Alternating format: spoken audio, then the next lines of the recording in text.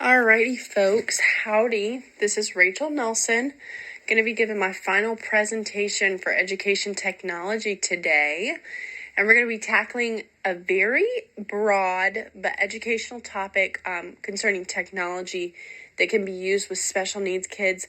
Specifically, we're going to kind of focus in on kids with cortical vision impairment. We're going to define that. We're going to talk about different kinds of technology, the differences in the tech, what they do, how they help a child, etc. While the tech in this presentation is not exhaustive to CVI, cortical vision impairment, we will be touching on this. I feel like it's rarely talked about. And as I've started my career in special education, I've witnessed the tech that is used to work with kids with CVI. So I felt like this was an important topic to spread some awareness on. All right, so to start, let's talk about what CVI actually is. In order to understand the tech that can help with this condition and really help with special needs in general, we have to understand the condition first. So cortical vision impairment, also known as CVI, it's very broadly a visual and or cognitive disability. CVI can look different in each child. The causes can vary widely as well.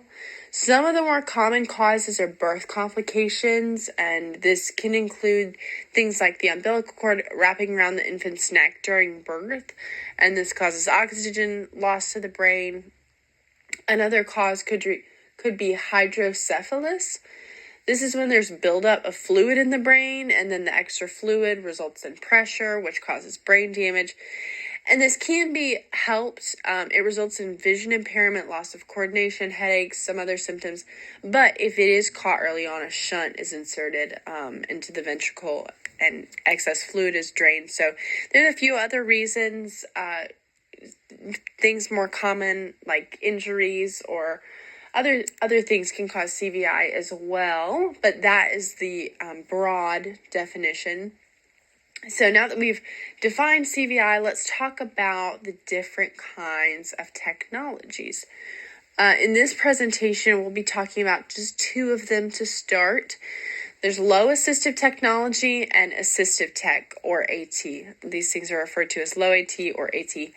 So assistive technology includes adaptive and rehabilitative devices that can be used for those with disabilities. So we'll get into some examples of this type of tech in just a minute, but it is worth noting that the tech listed this is not all that's available. We're going to be touching on some examples. For now, it's important to understand the difference between these two techs. So low AT and assistive tech, they could be confused as the same thing. Low AT is more simple examples that include things such as walking canes, clip-on lights, squishy balls, fidget items, things like that. Even something as simple as writing instead of speaking. So let's talk now, moving on, just a few of the more common examples of assistive technology that can be used for special needs children. Specifically, some tech that can be used for kids with CVI. And disclaimer, these examples are going to be a few of many available to be used in special education. I think it is worth saying that research on tools is incredibly important as a future educator. So, even if you're listening to this presentation or any other presentations, watching any videos, I think it's super important to go do your own research, form your own opinions, everything like that. And make sure that that's backed up with facts and science and everything else. So first up, an example would be iPads. At some point, we've all used an iPad, I'm sure, in 2023. Although this can be helpful in a lot of ways to special needs children, iPads are handy for CVI kids because there are tons of apps that can be used to display colors, animals, even writing against a black screen, and they can be in bright colors. You can switch the colors up. You can make the screen brighter. You can make the lights flashing. All of this is beneficial to kids with CVI, as it can kind of capture their attention and they're able to make out some colors or anything like that, especially when it is against a black screen. Using a black screen allows children with CVI to see colors a lot more vividly because the contrast is more intense. Excuse me. So moving on to software, there's different softwares that can be helpful. Things like screen magnification or screen reading. So screen magnification is exactly what it sounds like. It's a software that you can download to devices in order to magnify and easier read text. A screen reader is a little more specific to CVI children. This software allows individuals with severe visual impairment to use a computer. So the user would send commands by pressing different combinations of keys on the computer keyboard or braille display to instruct the speech synthesizer what to say, to speak automatically, when changes occur on the computer screen, things like that. A command can instruct the synthesizer to read or to spell a word, to read a line, to do things like read a full screen of text, find a string of text on the screen, announce location at the computer's cursor, a lot of different things. It goes on and on, but very, very handy tool. Another more general example of AT, assistive tech, that can benefit a wider array of conditions is an e-reader. And we've all heard this. This is basically an electronic device that you can read articles or books on, just anything like a Kindle.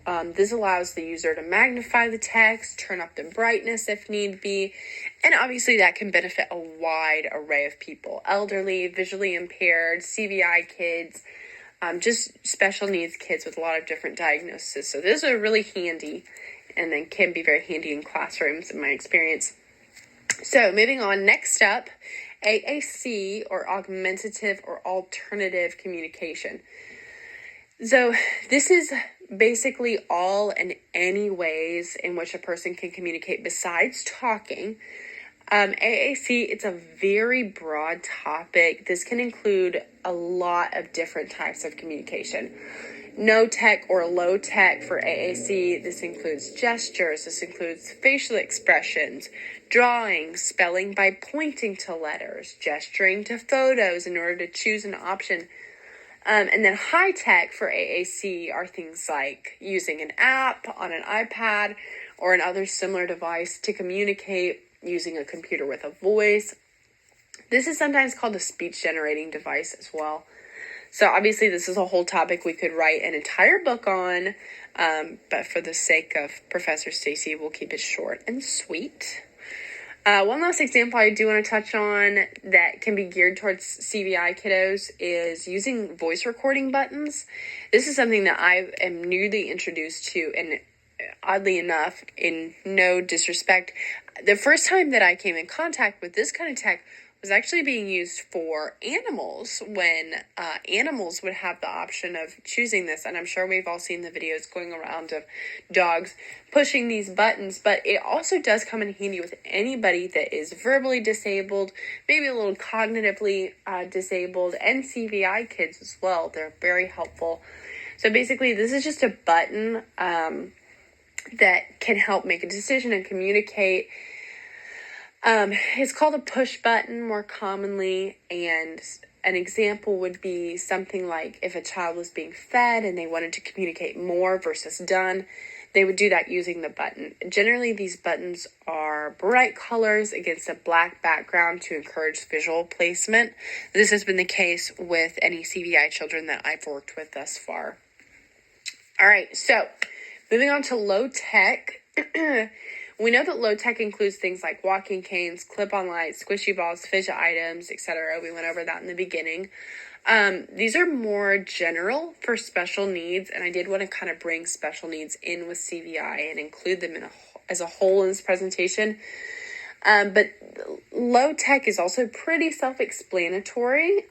Canes aid in walking and stability improvement. Squishy balls and other fidget items are beneficial to students who may struggle with sensory issues, ADD, ADHD, things like that. And I myself have used them. I think they're incredibly helpful.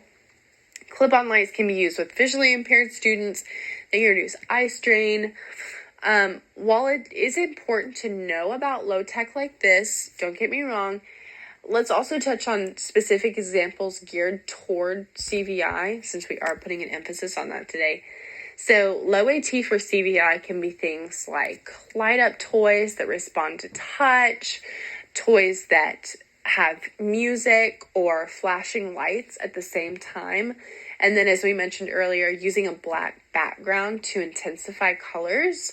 So low AT with this could be setting up a black sheet, and then on that black sheet you could hang toys, you could hang reflective objects, you could hang up pictures, you could hang up any bright objects. That way the child with CVI can look at it and actually start to make stuff out. I've actually seen parents that hang up that black background and then they print out faces of themselves, like pictures of themselves.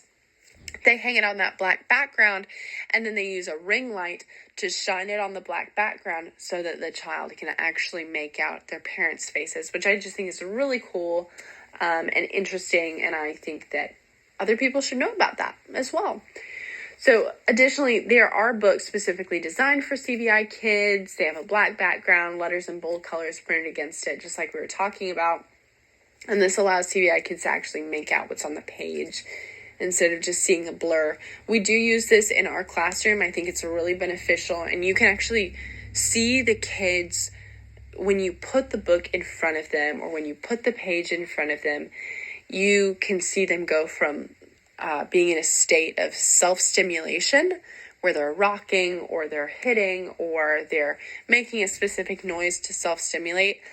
And you put that item in front of them and you can see their eyes focus in on it and they just become totally attentive to what's in front of them. So I think it's really awesome to see their brain work in that way.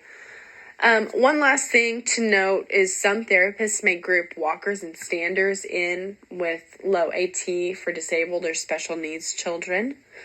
So obviously this presentation, this was just scratching the surface of all the information and technology that's out there available for special needs kids, which has actually been really encouraging to me to know that parents of kids with CVI, parents of special needs kids in general, now actually have options and resources to cognitively, to physically help their children develop and be able to experience life, to learn just like any other student, which I feel like is a good note to end on today. Special needs children are not that different from other students, not really. And obviously I know that may sound crazy to say to some people. They learn differently, they experience life differently, they have different needs, yes, but at their core, special needs children experience emotions the same. They feel things, they think things, you can see their brains working, they function in their own amazing way. And before I really began to look into special needs and all of the technology that came along with it, all of the technology that was used for these kids, I think I did view them a little bit differently. And now that I have gotten to interact with them, to use technology one-on-one with them, I've realized they're not actually as different as we think they are. So I would just really love to encourage teachers to maintain a fair and equal view of students, whether they're special needs or not. Each life has an equal value and an equal purpose. So I just thought that was important to note. To finish off, Professor, thank you for the semester of learning. Thank you for great discussions. I really did take away a lot from this class, and I hope you were able to take away something from this. I really appreciate all your hard work, and I hope you have a wonderful summer. Thank you.